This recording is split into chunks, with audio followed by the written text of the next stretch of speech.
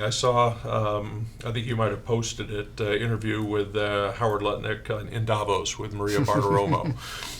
It was brief, but he wasn't forecasting that. Okay, we're going to be back to 0, 1, 2, 3% interest rates. He was basically saying this new normal is probably what we should expect. It's probably going to be like the historic normal. Right. How have interest rates changed? Let's close on that. Yeah, I mean, the bond market has had an unprecedented run for, basically 40 years since the early 80s, and we've basically just been on a long-term interest rate decline.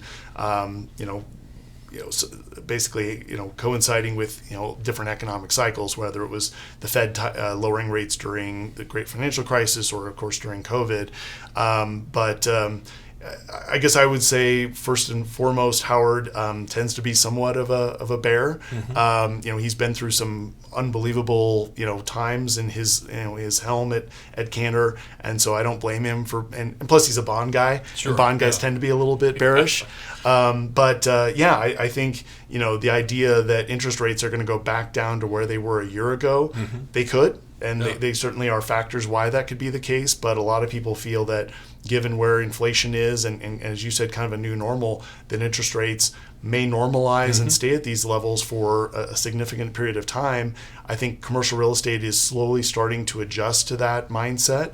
At the end of the day, it's probably not the worst thing for our industry to kind of just cool down. For a while we were running at 120%, it felt like, of what was normal.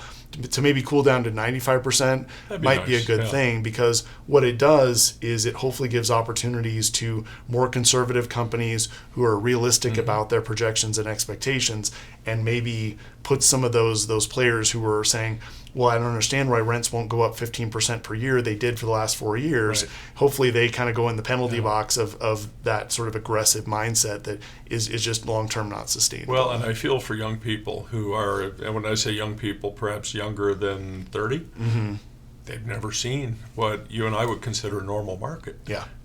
So, but in all truth, in 1966, my family built a home in Naperville, Illinois. Interest rate was 5.5%. And then they moved back. My parents moved back to New Jersey in '82. Remember interest rates in '82? Like 12 or something. I think it was 14 to 16% is what they ended up having. Yeah. Unfortunately, they worked for Ma Bell, and Ma Bell took care of all that pesky interest rate stuff. Right.